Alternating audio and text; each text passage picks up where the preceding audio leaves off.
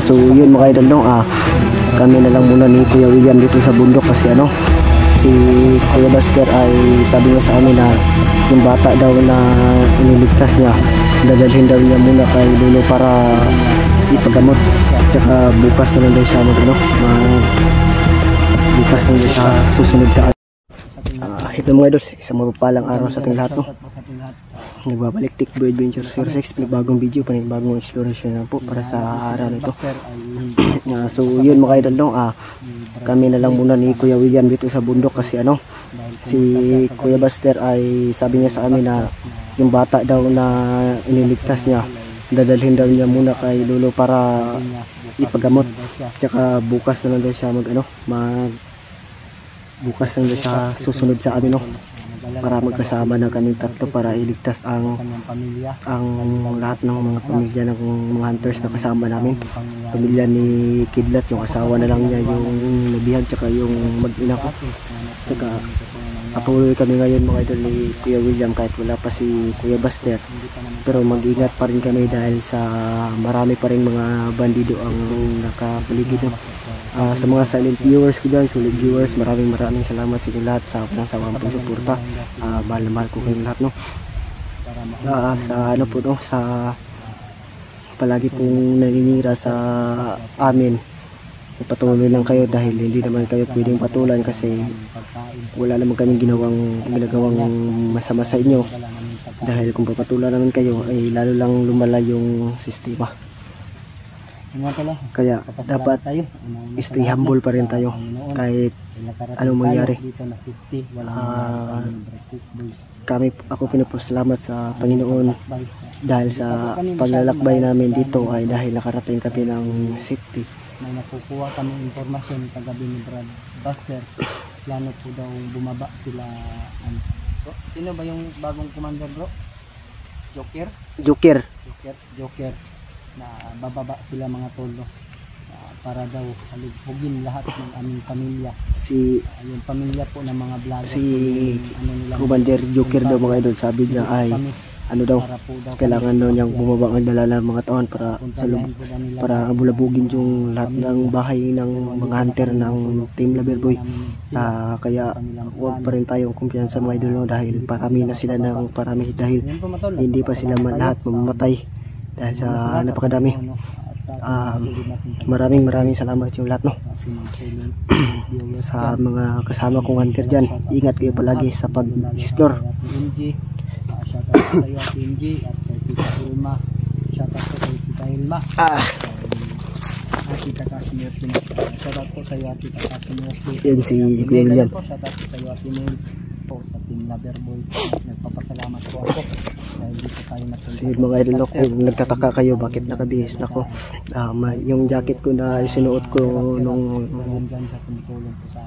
nakaraang araw mga idol ay nagbihis ako kasi sobrang baho na, kaya ito na muna yung jacket na ginamit ko kasi hindi na hindi na masamsam yung amoy. Maria Teresa Bayogo, shoutout po sa iyo Mami. Merry Christmas po sa ating lahat, no? Advance Merry Christmas. Advance Merry Christmas sa ating lahat mga idol, sa solid viewers, sa side viewers, mga kasama kong hunter, lalong-lalo na sa mga basher. Advance Merry Christmas. Ingat kayo palagi, mahal na mahal ko kayo, tandaan nyo yan. Kahit ano po yung marinig namin sa inyong mga comment, mahal pa rin namin kayo. Yun po yung totoo, di ba Brad? Tama. Mahalin natin yung mga, kahit nilalait na tayo, kahit sinisiraan na tayo, go pa rin tayo. Walang may dulot na mabuti talaga yung mga ganyang mga tao, yung paninira lang makukuha nila. Oo nga. Sa bagay, siguro dyan sila lumaki sa paninira, kaya hanggang ngayon maninira pa rin. Kaya ayaan na natin, mamahalin pa rin natin yun. Pero masakit na sa ating dibdib, patuloy lang tayo. pa din natin yung pagmamahal natin sa ating mga silid natin paninira, no? Maninira. Ayun po, kasama ko po si Brad Tikboy. Ayun po mga tolo, si Brad Tikboy, nag-alala po yan sa kanyang pamilya, kaya sinamahan ko dito sa bundok mga tolo. Papahinga muna kami mga tol dahil kakarating lang po namin ni Brad Tikboy. siguro ito na yung area kung saan dinala yung pamilya niya. Sana pagdarasan niyo po kami sa aming paglakbay ni Brad Tikboy na walang mangyayari po, no? Dahil alam naman po natin na gaano kahalaga yung pamilya ni Brad Tikboy. Kaya kailangan namin makyat agad. Gusto ko man sana nakasama si Brad Buster, pero sabi niya bukas mo sa akyat, Brad, no? Oo, bukas. Kahit hindi tayo perfecto, no? Nandito rin tayo, tutulong tayo. Dahil Sa to. shoutout pala sa mga viewers ko sa nagsasabing nagkabalikan kami sa asawa ko, no. Hindi po totoo na nagkabalikan kami, mga idol, no. Kasi kasi kailangan ko lang tulungan yung mag-ina ko para sa para sa buhay nila, kasi hindi pwedeng hindi sila tulungan, kasi mahal ko rin yung asawa ko kahit hindi na kami nagkabalikan, pati yung anak ko. Kaya tinawagan ko yung kasama ko sa lahat ng Team Loverboy na tulungan ako. Pero hindi po talaga kami nagkabalikan ng asawa ko. Yan po ang totoong sinabi ko. Hindi po kami nagkabalikan. Pero kailangan ko lang silang tulungan para sa para sa anak namin. Ilang buwan na ba yung anak mo, Brad? Magpa 5 months na ngayong 17. Ang bilis ng panahon. Oo nga.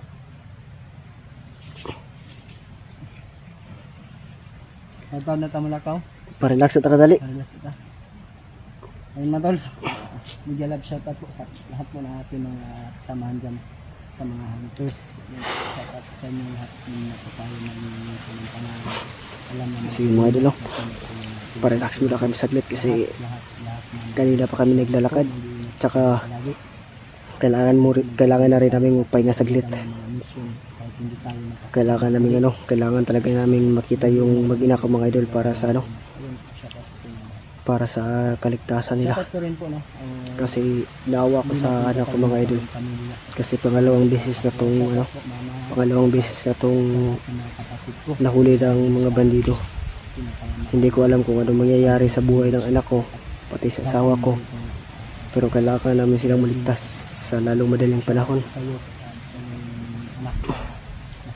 Tsaka sa totoo po, mga idol, hindi po kami nagkabalikan ng asawa ko. Sadyang tutulungan ko lang talaga yung asawa ko na pero malay natin, baka may chance pa na magkabalikan para sa anak namin. Pero pag-iisipan ko muna ng mabuti.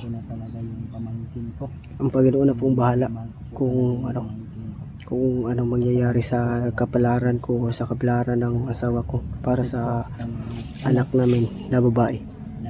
Babae po yung anak ko, mga idol.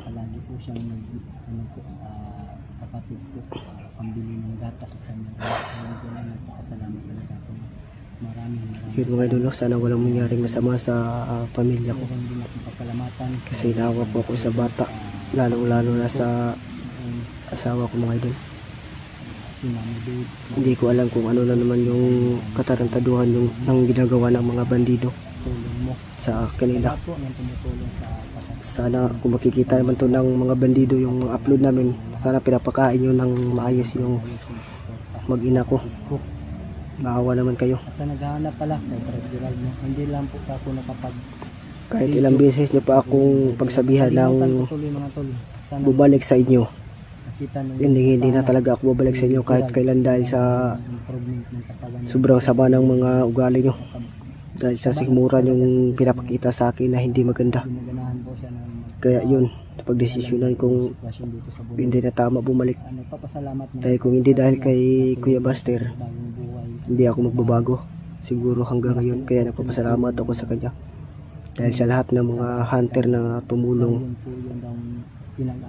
na walang binibigay na kapalit, si Kuya Buster lang talaga yung matuturi kong parang ama ko na rin, dahil ilang beses ko na siyang pinagtangkaang nag-tridor ako ilang beses na, pero pa rin, pinapatawad niya pa rin ako kahit ilang beses na. Siguro mga 10 times ko nang ginawa yung mga pagkakamali ko kay Buster, pero bilang isang kuya na po. Binigyan pa rin ako ni Kuya Buster ng pagkakataon para magbagong buhay, para tulungan. Sa alaga. Kaya yun, No? ako ay nagpapasalamat sa kanya, lalo na sa mga solid viewers, silent viewers ko. Sa totoo lang mga tol, naalala din niya po talaga yung ano niya, pinsan, no? Kahit sino naman po, kahit ako, naalala ko din yung dalaga natin noon. Kaya pinapasalamat ko yung mga dasal, lalo na sa ating mga sabi natin taga-subaybay, no? Sabi natin taga-subaybay, at sa ating mga minamahal natin mga bashers. Kahit ganyan sila mga tol, malaking tulong din yan sa atin. Kahit mga bash sila, malaking tulong din yan sa atin. Kaya kami patuloy pa rin kami sa aming mission, pinahak dito sa mundo, no? Ito yung dapat namin gawin. Nandyan kayo, dyan kami kumukuha ng lakas, no? Sa inyong mga suporta, sa inyong pagdarasal. Kaya buhay namin yung paglalakbay namin, pag-explore tulad ngayon sa pamilya na naman ng Tikboy. Nagbalik na naman po yun, no? na kuha yung pamilya ng Tikboy o yung bata. Sana ay makita agad namin, baka bukas sa sunod na araw, sana hindi naman tagal, dahil naawa na talaga ako sa bata mga tulo. Dinadamay na nila yung mga pamilya namin, kami mga hunters. Bibing-bibi pa talaga yung anak ni Brad Tikboy, kaya kailangan namin matulungan. Asa din ako mong kuan, Brad? Dito sa kuan, Ha? dito sa naman may kanang kuan ba, kanang gisugo on may siyang papano nga dito sa may magkuan ba, pagpuyo ba, pansamantala doon kami titira sa ano, sa area. Maganda naman yung area yun, puro ano ba, yung tanim puro gulay, tapos may kubo doon na maliit, yung kasya lang sa aming tatlo. Tapos sabi ng asawa ko na pupunta daw muna siya sa kanyang papa para ano, para humingi ng tubig ba, kasi naubos na yung tubig namin, yung galon ba, yung kulay blue. Di ko alam, nung mga gabi na yun, hindi pa tinawagan ko yung papa niya, hindi sumasagot. Tapos yung nag-alala na ako sa asawa ko kasi hindi na bumalik. Tapos kinabukasan, nung hindi pa ako nag-explore, may nakita akong isang bata na nakamas ba. Tinanong ko siya, bakit kinakamas? Sabi niya may nakita daw siyang mga tao na nakaitim lahat, may dalang mga baril na ano daw, dumaan. Tapos sabi ko gano'n na baka mga kasama mo yun na ano, baka anilin lang ako para mahuli ako ba. Ansa, hindi po boss pa nga yung tawag niya sa akin, boss. Amo ka dun, amo? Oh. Tapos hindi naman ako amo. Tapos sabi niya mamaya biglang nawala ba. Tapos sabi niya na ano daw, yung mag-ina ko daw kinuha daw. Tinawagan mo agad si Buster? Oh, tinawagan ko. Siyempre hindi na muna ako naniwala sa bata kasi parang hindi totoo yung sinasabi niya. Oo. Dahil sabi niya, boss, yung asawa mo, boss, yung anak mo kinuha ng mga bandido, ikinarga sa ano daw, itim na van. Itim, hindi po lang sasakyan? Hindi, mga itim daw, tapos mga 15 daw sila, madami. Tapos sabi ko, parang hindi yan totoo yung sinasabi mo, para maniwala ka sa akin, boss, puntahan mo, dito lang ako mag-aantay. Tapos nag-upcam ako, pinuntahan ko, nagmamadali ako.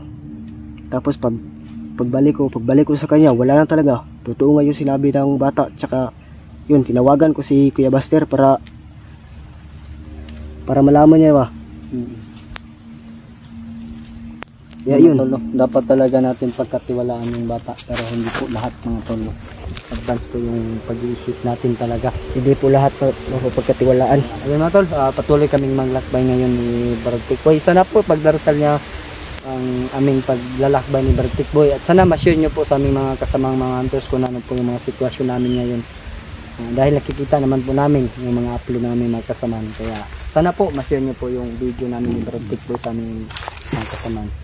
Ayun mga tol, ay patuloy kaming maglakbay ngayon ni Brad Pick Boy.